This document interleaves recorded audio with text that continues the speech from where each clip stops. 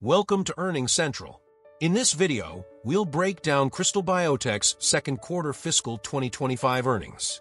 We'll cover key financial performance metrics and dig into insights from the earnings call. All right, let's go. Starting with top-line revenue, the original estimate for Q2 was $91.97 million.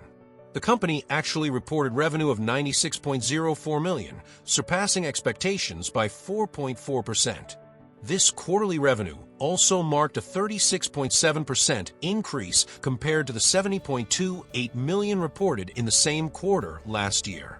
Moving to adjusted earnings per share, the original estimate for Q2 was $1.18. The company actually reported an EPS of $1.29, exceeding expectations by 9.3%. This result reflects a large 143.4% increase compared to the 53 cents per share reported in the same quarter last year. Now let's dive into some additional performance metrics highlighted during the earnings call. Krystal maintained their exceptional 93% gross margin on VYJUVEK sales.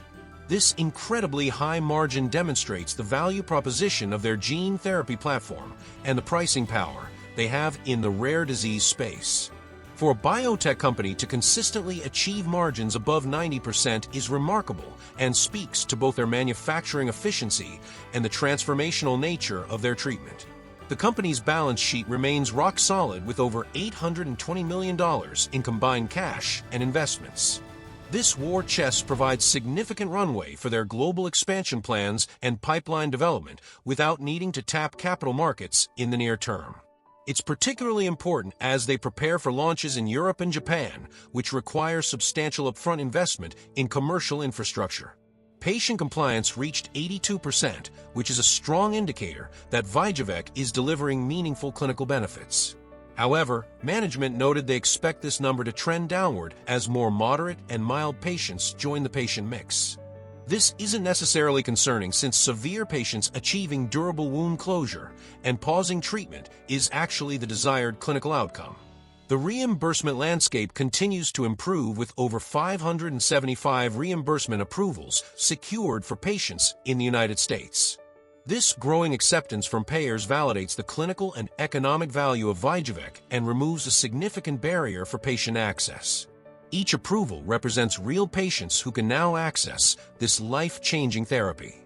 Looking at operating expenses, the company reported $14.1 million in stock-based compensation, up from $13.2 million in the prior year. While this represents dilution for shareholders, it's a common practice for growing biotech companies to retain talent through equity compensation, especially as they scale globally. The company continues generating strong operating cash flow, which is unusual for a biotech at this stage. Most gene therapy companies burn cash for years before achieving profitability, but Krystal has been consistently profitable for 2 years now. This cash generation capability provides flexibility and reduces dependence on external financing. Now, let's shift focus to some of the key insights and takeaways from the earnings call. Perhaps the most significant development is the European launch beginning this quarter. Management expects to treat their first commercial patient in Germany in August, followed by France. With over 500 identified patients in each country and a broad label allowing home administration, this represents a substantial growth opportunity that could meaningfully contribute to revenue in 2026. The Japan approval adds another high-value market to their expansion plans. The broad label includes all DB patients from birth with flexible diagnostic requirements, which should facilitate rapid patient onboarding. Japan has hundreds of DB patients in need of treatment, and the company already has key opinion leaders familiar with VYJUVEK from their clinical trials. In the pipeline, KB707 for non-small cell lung cancer showed a 36% objective response rate in late-line patients. This is particularly impressive given these patients had already failed standard therapies. The safety profile remains attractive, and combination studies with established therapies are now underway. If these results hold up in larger studies, this could represent a blockbuster opportunity in oncology. The company has multiple pipeline readouts expected through 2026 across lung disease, eye conditions, and oncology. These catalysts provide numerous opportunities to demonstrate the versatility of their HSV-1-based platform and potentially unlock additional blockbuster indications beyond VYJUVEK. The sales force expansion initiated in late Q1 is beginning to show impact, though management emphasized the full effect won't be felt for several more quarters as new representatives complete training.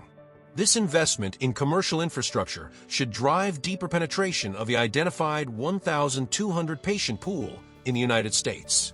However, investors should prepare for continued revenue volatility as patient pausing patterns create unpredictable quarter-to-quarter dynamics. Management specifically warned that Q3 revenues will likely decline due to summer vacation patterns affecting treatment continuity, with growth resuming in Q4. This cyclical pattern appears to be the new normal as more patients achieve wound closure and feel comfortable pausing treatment. That wraps up our recap of Krystal Biotech's second quarter fiscal 2025 earnings. If you found this recap helpful and want to stay on top of more earnings reports from other companies, don't forget to subscribe. We've got plenty more quick and easy breakdowns coming your way from Earnings Central.